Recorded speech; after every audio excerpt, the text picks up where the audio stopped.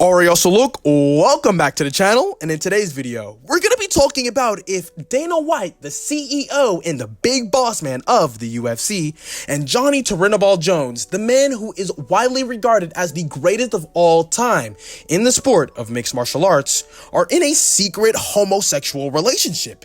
Because this insanely apparent and out of left field glaze has got to be talked about. Jon Jones, the pound for pound #1 over Islam Makhachev? Really, Dana White? And if you're new to the channel, don't forget to like, comment, subscribe, and share so you can help me reach 1,000 subscribers by the end of the summer. I'll deeply appreciate you. And make sure you join the official UFC Discord, link in the description. So look, about last week, Dana White just made one of the worst MMA takes of all time. At UFC 302's post-fight press conference, he said for anybody to call Islam Makhachev the pound-for-pound best fighter in the world today, when Jon Jones is still fighting, is nuts.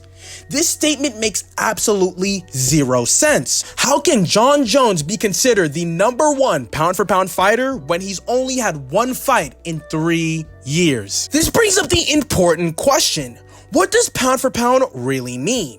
In MMA, determining who the better fighter is can be extremely challenging, because when skills are similar throughout athletes, the size of each fighter becomes a significantly important variable to the topic. To better understand fighting abilities across different weight classes, MMA fans around the world dubbed it the term pound for pound. This concept enables us to assess fighters' abilities as though they were competing at the same weight classes. It aids in ranking UFC fighters of varying weights based on their strengths, weaknesses, skills, and fight IQs in a standalone context. This gives us a clearer idea of how a fighter such as Islam Makhachev compares to somebody like Johnny Turnbull. Of course, this comparison sparks a lot of debate over who would beat whom or who is actually better. And look, let me make this abundantly clear. I don't think Johnny Turnbull should be the #1 pound for pound fighter. In fact, I don't even think he should be ranked in the top 5. In my opinion, Islam Makhachev is clearly the pound for pound #1 in mixed martial arts right now.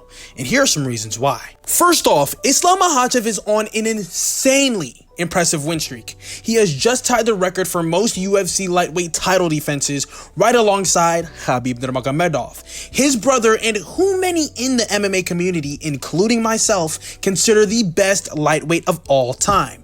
This accomplishment alone puts Islam Makhachev in elite company. Second off, looking at the caliber of opponents that Islam Makhachev has defeated recently, he just defended his belt against Dustin Poirier last week. Dustin Poirier is not only a top 4 lightweight of all time, but is also a seasoned and crafty veteran. Islam Makhachev's victory over Dustin Poirier was not only dominant, but was a showcasing of his superior skills and strategic prowess. And third, Islam Makhachev easily won the belt from Charles do Bronx Oliveira, who at the time was widely considered the greatest lightweight of all time. Oliveira is also a master submission artist and holds the UFC record for most finishes in its history. Islam Makhachev's decisive victory over Charles do Bronx further solidifies his status as a top-tier fighter. Additionally, Islam has 2 consecutive wins over Alexander Volkanovski, who was the former pound-for-pound #1 and is widely regarded as the greatest featherweight of all time. In their first fight, Islam Makhachev won a thrilling decision, and in their second fight, he brutally flatline KO'd Alexander Volkanovski the frick out. These victories over a fighter of Volkanovski's caliber are incredibly significant and are a highlight to Islam Makhachev's dominance in the sport. So Dana White's praise of Johnny Turnbull seems completely out of left field and very concerning. It appears that Dana White is confusing the terms greatest of all time, also known as GOAT, and pound for pound, which are 2 completely and extremely different concepts. And while Johnny Turnbull may have a strong case for being the greatest of all time due to his career achievements and longevity, the pound for pound rankings is more about current performances and activity. Johnny Turnbull has had an illustrious career and is undoubtedly one of the greatest fighters in mixed martial arts history. However, his lack of activity in recent years makes it difficult to justify his place at the top of the pound-for-pound list.